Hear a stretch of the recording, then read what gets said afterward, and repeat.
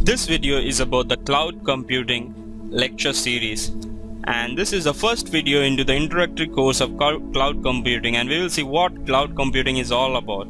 Cloud computing is an informative technology term for a model for enabling ubiquitous access to shared pools of configurable resources such as computer networks, servers, storage, application and services, which can be rapidly provisioned with minimum management effort often over the internet.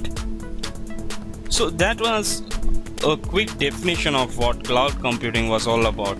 And if you look at this diagram, then cloud is something which is remote, and in that remote location you have a server, you can have software programs, you can have storage and many other facilities.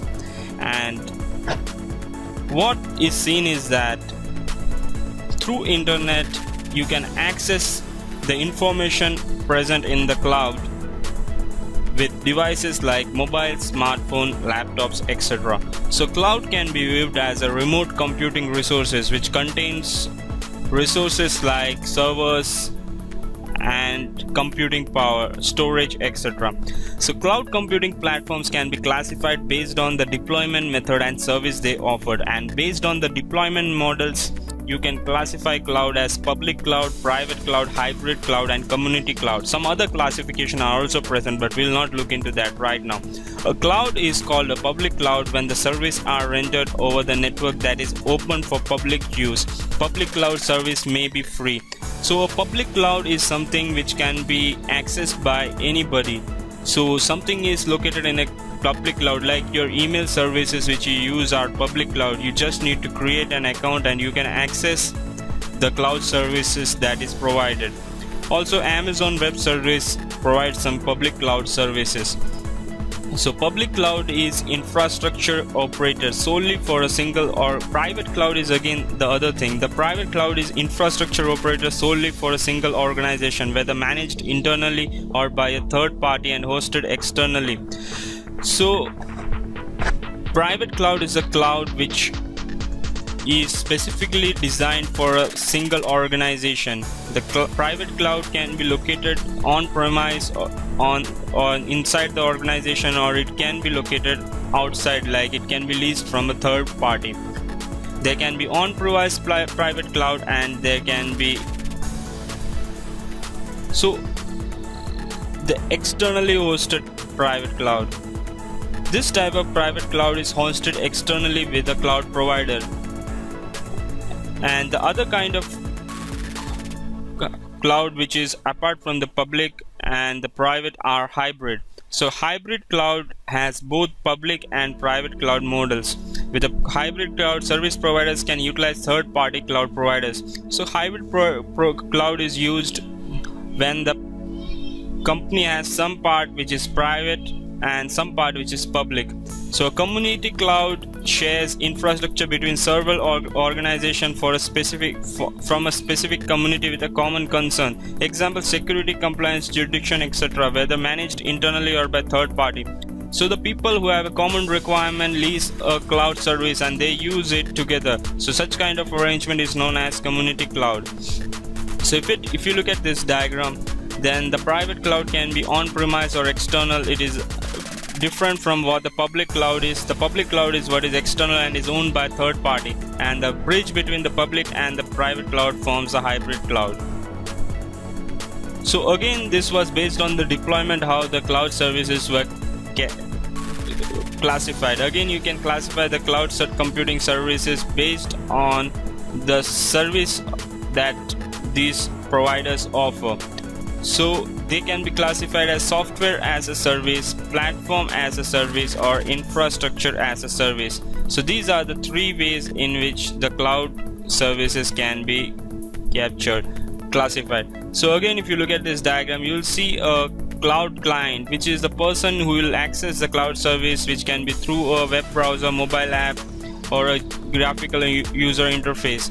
So again, what the application part like the CRM, email or the virtual desktops comes under the application part that is sold as software as a service. Again, when you have database and servers control over database and servers, it comes under platform as a service. And again, when the infrastructure as a service, then you will get server, storage, load balance, everything. So everything including the computing power is sold. Like you can set up your own system and you can run your own software. So that kind of arrangement will give you at least under infrastructure as a service. And in software as a service, only a specific software. So example of software as a service is an application platform like Google, which allow. So example of software as a service are platforms like email, which allows you to create an email account and you can access the emails through them. And again, the platform as a service can be some CRM providers which allow you to create a new application based on the softwares they provide, and you can sell that or deploy that platform on the cloud or software on that cloud. So in platform as a service, consumer is free to use the resources of cloud provider to deploy their applications, but the storage, network or service is given, but they are controlled by the provider. So you will get OS, storage and network, but the control of that is by the provider. In infrastructure, the consumer is given storage, OS and networking and other computing resources which can be used to deploy resources as you like. So in infrastructure, you have total control over the amount of server and what you do with those servers, and the amount of storage and how much storage you purchase. And again, you can install the OS and the operating system and the software as you like on the infrastructure, or control how the storage is configured or how the OS is configured on that. But when you get infrastructure, you are leasing specific amount of the machine itself. So what are the different benefits of cloud computing?